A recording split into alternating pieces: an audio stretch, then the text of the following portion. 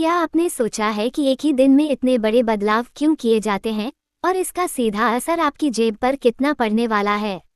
1 मई से देश में 4 बड़े बदलाव लागू हो गए हैं और सबसे पहला झटका सीधे आम आदमी और छोटे व्यापारियों को लगा है। सबसे बड़ा बदलाव कमर्शियल गैस सिलेंडर। अब ये सिलेंडर करीब 994 रुपये तक महंगा हो गया है। दिल्ली में इसकी कीमत लगभग 3071 रुपये तक पहुंच गई है। पहले यही सिलेंडर करीब 2078 रुपये में मिल रहा था। सोचिए, इतने बड़ी बढ़ोतरी का असर क्या होगा। रेस्टोरेंट मालिकों का खर्च बढ़ेगा और फिर वही खर्च आपके खाने की प्लेट तक पहुंचेगा। चाय, नाश्ता, होटल, शादी ब्याह सब महंगे हो सकते हैं। लेकिन सवाल ये है, सरकार ने इतनी बड़ी बढ़ोतरी क्यों की? क्या इसका कोई वैकल्पिक समाधान था? और क्या इसका सीधा बोझ सिर्फ आम जनता पर ही पड़ेगा? अब दूसरा बड़ा बदलाव, ऑनलाइन गेमिंग के नए नियम। सरकार ने ऑनलाइन गेमिंग रूल्स 2026 लागू कर दिए हैं।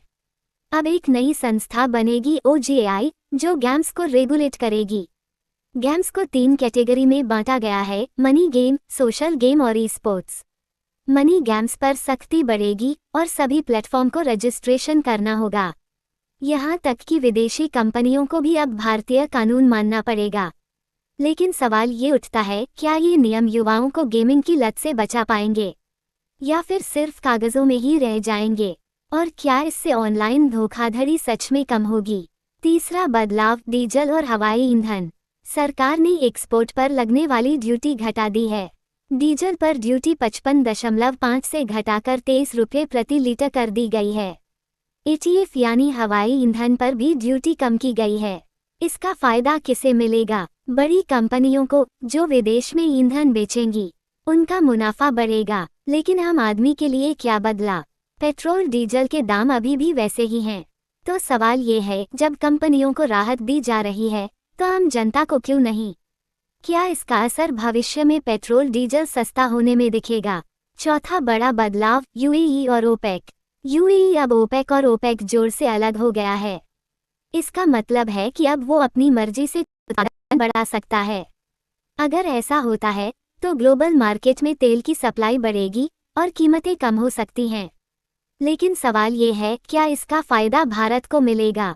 क्या आने वाले समय में पेट्रोल डीजल सस्ता होगा या फिर इसका फायदा सिर्फ बड़े देशों को ही मिलेगा? अब सबसे अहम बात, घरेलू गैस सिलेंडर। अभी तक घरेलू सिलेंडर की कीमत में कोई बदलाव नहीं किया गया है, यानी राहत सिर्फ यहाँ मिली है। लेकिन कब तक? एक आम इंसान की नज़र से देखें तो महंगाई बढ़ रही है, खर्च बढ़ रहा है, लेकिन राहत बहुत कम मिल रही है। तो हमें क्या सीखना चाहिए इस खबर से? पहली बात, हर सरकारी फैसले का असर सीधे आपकी जेब पर पड़ता है, इसलिए जागरूक रहना जरूरी है। दूसरी बात, महंगाई सिर्फ आंकड़ा नहीं है, यह आपकी रोजमर्रा की जिंदगी बदल देती है।